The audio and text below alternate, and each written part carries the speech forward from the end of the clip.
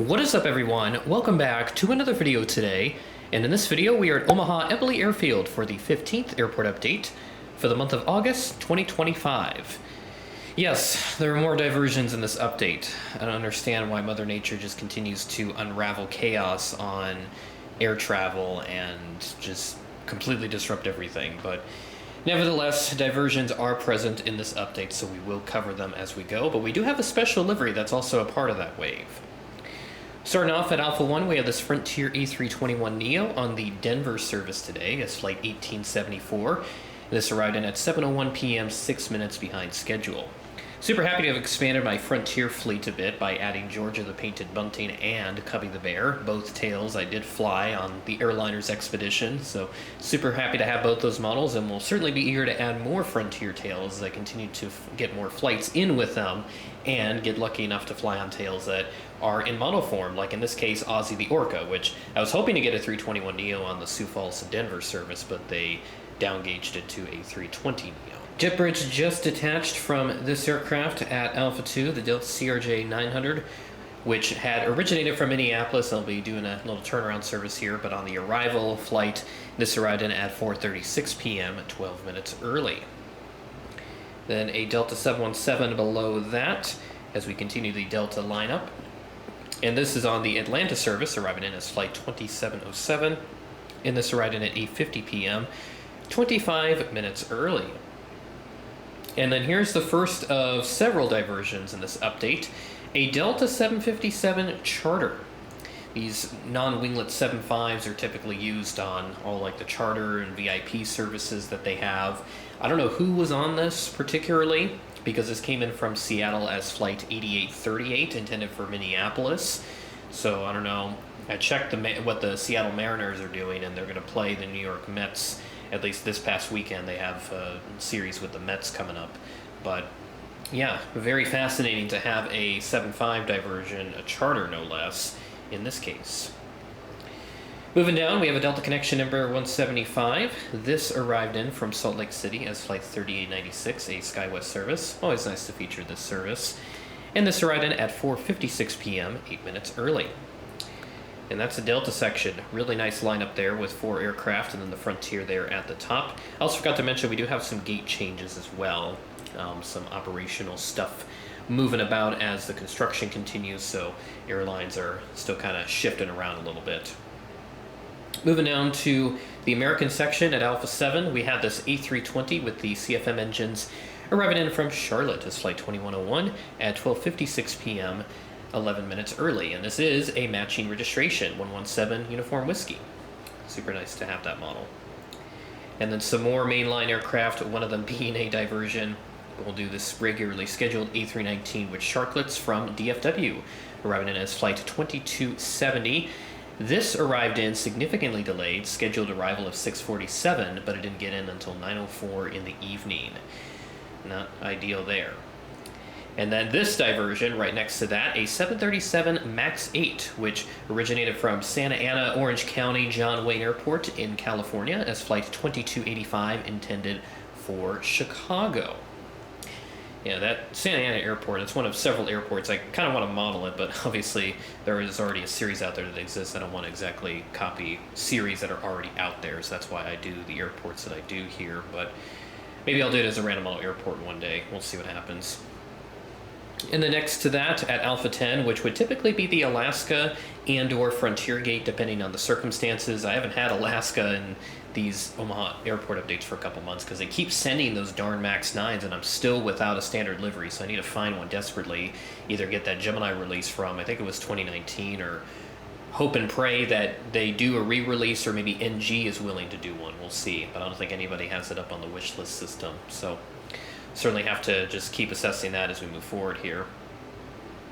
So this Embraer 175 is on the LAX service as flight 6506, a SkyWest service, and this arrived in at 6:35 p.m., 20 minutes early.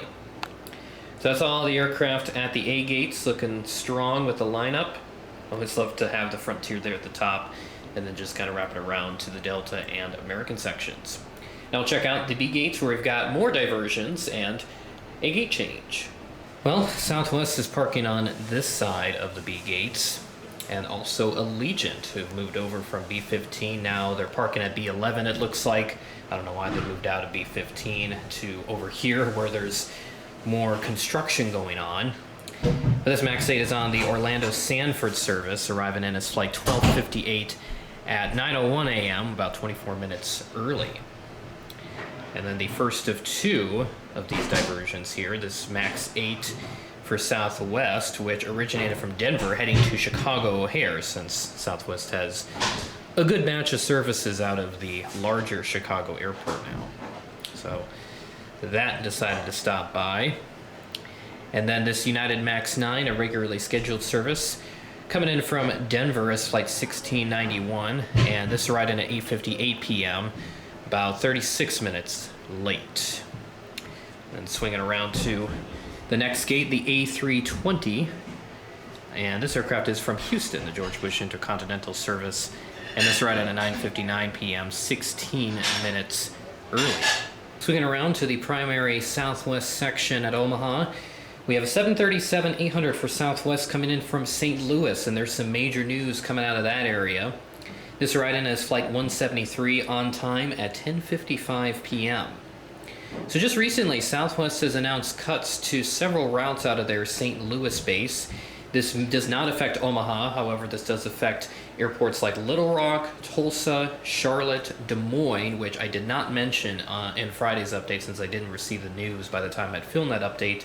And then also Oklahoma City and Wichita, Kansas are losing their St. Louis services. So that's going to bring down the number of cities that St. Louis has to about, I think it's like 60 was the figure that I saw.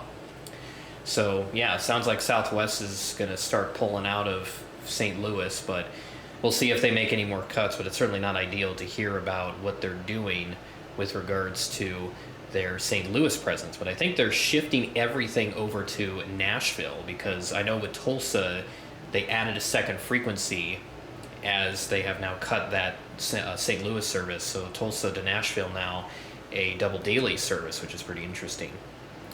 So we'll see what happens with St. Louis, but I know they were on quite the rebound there for a while with Southwest, the new terminal that they have and the E-gates, and then Lufthansa also picking up service there a few years ago.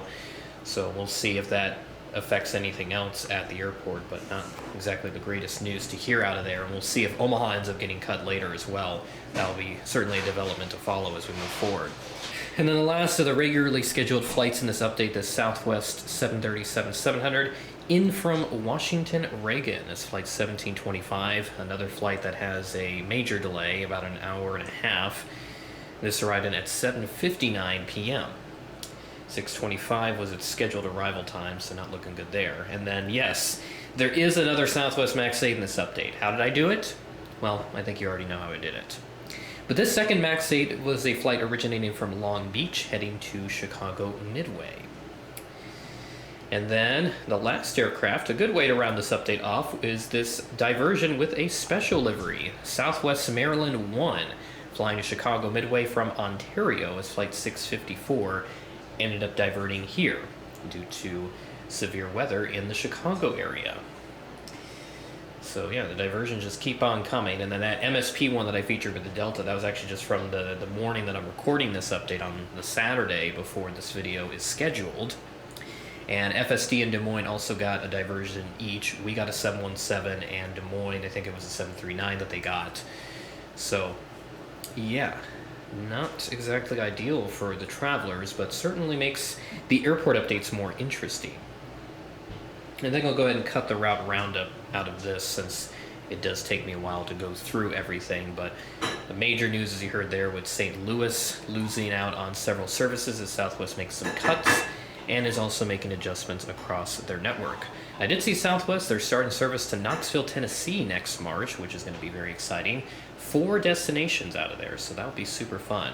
I'll have to see how that service develops and if Southwest is able to grow out of that market, because they are doing the Knoxville to Nashville as well, which is, they have that blocked off for an hour, since Knoxville is in Eastern time and then Nashville is still in Central time. So they have that blocked off at an hour, because if they did block it off for the normal flight time, with the time change, it would show the arrival time as before the departure time, which would be confusing for those that aren't familiar with the time change in that area. So that's why they have that blocked off from what I heard. So yeah, we'll see if that service is any good, and then we'll see how Southwest does out of Knoxville. Super exciting for them, and for a good friend of mine who's in the Knoxville area. Was definitely caught off guard by the introduction of this airline to the market.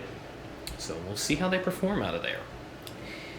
And that'll do it for this Omaha Eppley Airfield update. With that being said, thanks for watching, and I will catch you in the next video.